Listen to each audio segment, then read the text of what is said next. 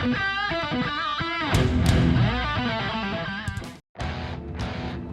was destroying those other worlds.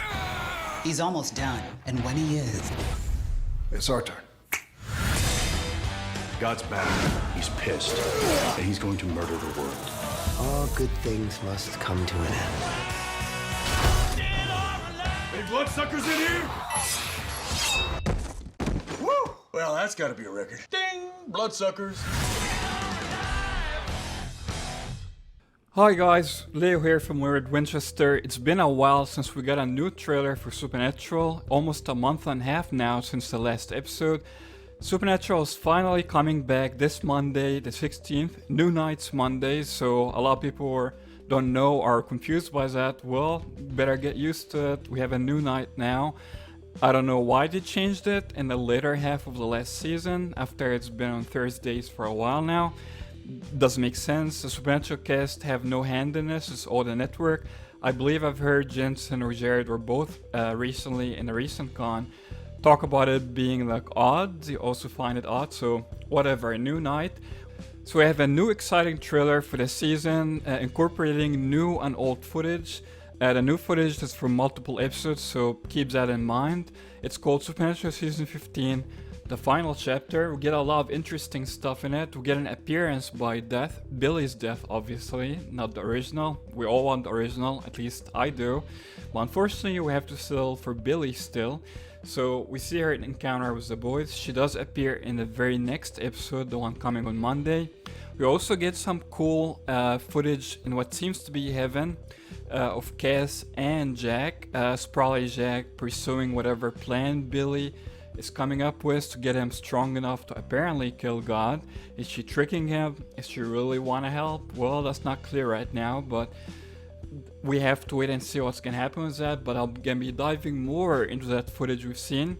We also get what seems to be Danielle, Sister Jo or Anael. Dean is talking to her, so we're gonna talk about this scene too in details. We also get some fun, what seems to be Monster of the Week shot towards at the end of the trailer of the boys hunting vampires. Although I'm really bored by werewolves and vampires in recent seasons, I do not find them fun at all, but you know, it seems like one of those light-hearted Monsters of the Week episodes, which I typically prefer, but especially if they're season 1 episodes. Not really the recent seasons 1 haven't been that great, especially vamp and werewolves. Enough vamps and werewolves, seriously. So anyway, let's get right into the trailer. So the trailer begins with a meeting of Billy with the boys at the bunker, which seems to happen the very next episode from what the photos we saw and everything. She tells him that God has been busy destroying the other worlds he created, all the alternate universes, which apparently all of them, or at least a lot of them, have alternate Sam and Deans, which God has them kill each other over and over again.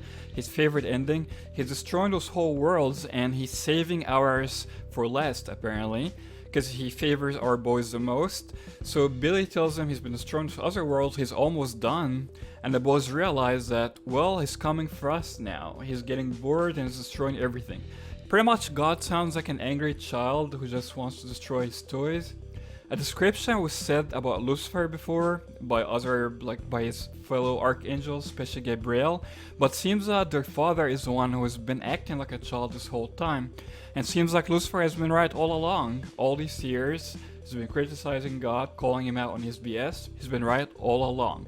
So he must feel very good when and if he eventually is brought back from the empty.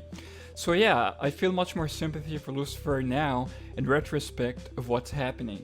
And even Michael was right about him all along. Michael too, he literally said that. He said God has been destroying other worlds, burning them, and moving on to the next one he gets bored. No one believed him last season, but he was right all along.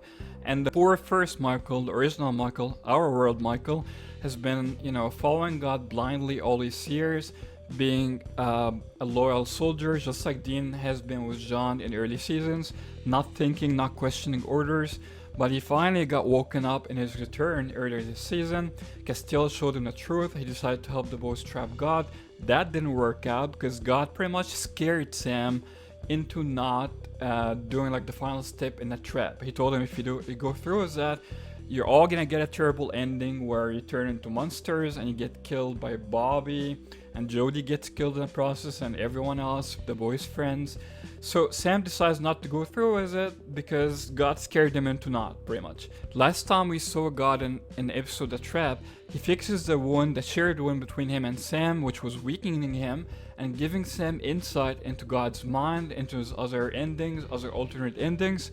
And yeah, he fixes that wound once he breaks Sam, and he gets much stronger again, and he manages to leave our world. That was stopping him from leaving our world, as Amari mentioned earlier. So he's gone. Apparently, what has he been doing? Destroying other worlds. And now he's coming back to destroy ours. So boys better find a solution to it, and that's where Billy comes in. And with the help of Jack, apparently he'll be able to kill God. I'm not really buying that. I really hope Dylan goes around to becoming the new God and killing the old God to maintain the balance of light and darkness and all of that. I hope not. I've also read a while ago that Dean will, of course, brief Amara about what's going on, what has been happening with God.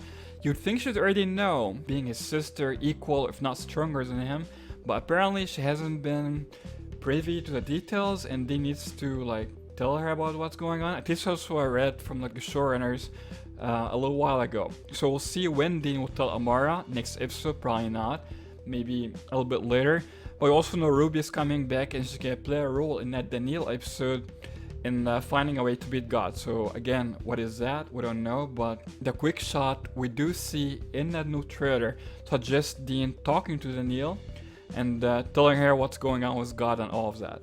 Alright, now moving on to that snake or serpent imagery we see quickly in the trailer. What seems to be Castile looking at a snake, and Jack falling on the grass, and what seems to be heaven. All this symbolism seems to refer to heaven. Cass and Jack are in heaven to somehow work out a plan to beat God, to meet someone to help him beat God, whatever it is. What does that imagery mean? So there are a lot of meanings to the serpent. There are a lot of different interpretations. I did some research. There are some interpretations that the serpent represents Satan, as in Lucifer. Will Lucifer come in the picture? But there are other interpretations that say that couldn't be Satan because he wasn't a concept yet when this story was written. So I'm gonna go into those interpretations in a little more detail. So serpents are referred to in both the Hebrew Bible and the New Testament. In the Hebrew Bible, in the Torah, to identify the serpent in the Garden of Eden. Throughout the Hebrew Bible, it's also used in conjunction with seraph to describe vicious serpents in the wilderness. The Book of Revelation makes use of ancient serpent and a dragon several times to identify Satan or the devil. The serpent is most often identified with the hubristic Satan, and sometimes with Lilith. The story of the Garden of Eden and the fall of man represents the tradition among the Abrahamic people, with a presentation more or less symbolical of certain moral and religious truth. So again, what does this all rambling means? Again, could it be referring to Lucifer, Satan? Other sources say that's not what the serpent represented in the Bible, but that's one interpretation that could fit supernatural. It's even associated with Lilith, according to that source. So we know Lilith was already killed by Ackles. She was definitely killed after she was trying to help God. God employed her to help him, but Ackles killed her very easily, obviously. So yeah, the serpent could mean a symbol for Lucifer coming back. Other sources suggest that the serpent does not represent Satan. So let's go a little bit more into that theory.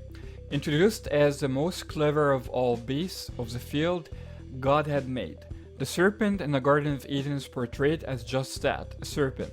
Satan does not make an appearance in Genesis 2:3 for the simple reason that when the story was written, the concept of the devil had not yet been invented. Explaining the serpent in the Garden of Eden as Satan would have been a foreign concept to the ancient authors of the text. So again, whether or not it was meant as Satan in the Bible, this does not necessarily dictate how Supernatural uses it. So it could still mean Lucifer in the show, because that's a big character in the show that has been talked about for a turn all last season, and he wasn't brought back, so that was a disappointment. Jack stopped him last second. So Lucifer could still be a big player to be brought back this season to help in the fight Team Free Will against God. He's been right about God all along, so that definitely could be a hint of Lucifer coming back. We also get a repeat of God saying all good things must come to an end. Well, God/Chuck did tell us before that nothing ever really ends, does it? Back in season 5, the epic speech by Chuck closing off the season that was originally the ending of the series. So God changed things on us and saying all good things come to an end now. Well, I'm gonna stick to Chuck's line from season 5, which was also repeated in the earlier trailer. That's definitely more hopeful, especially with all the hints of the guys wanting to do more seasons or a movie someday, wanting to come back after taking some breaks. So yeah, don't just tell us everything has to end, Chuck. That line is so boring and cliched and repeated by a lot of people. I hate that line, so let's stick to nothing ever really ends, does it? That's my favorite one. The trailer ends with kind of a fun shot of the boys doing like a Monster of the Week hunt. Hunting vampires, which I do find boring. The recent seasons have had boring vamps and werewolves, a lot of episodes like that. So although I do prefer Monsters of the Week episodes, like I was saying in earlier seasons being my favorite, they had much cooler Monsters of the Week episodes. The newer ones are not so much, are not as good, especially with the overuse of vamps and werewolves. So yeah, although it looks a little fun in the trailer, I'm not really looking forward to yet another vampire episode. But yeah, we're surely gonna get at least a couple of monsters a week. I hope not all of them are just vamps. That's really boring. But yeah, I'm glad Sylvester is finally back, obviously, guys. Although that means we're getting closer to the end, the last half of the season. So that's not exciting. That's more sad. So I had mixed feelings about this. I feel like the longer the breaks we take, the delaying of the eventual end, you know. That's why I actually prefer the breaks. We're gonna get, I think, one more 2-week break, but nothing as long as the one we have now, which is super long. Nothing month-long anymore. So yeah, mixed feelings about the breaks and the show coming to an end, sadly, very soon. Definitely not looking forward to that. So let me know what you guys thought of the trailer down below in the comments. Subscribe for more awesome Supernatural content. Till next time, as always, no chick flick moments.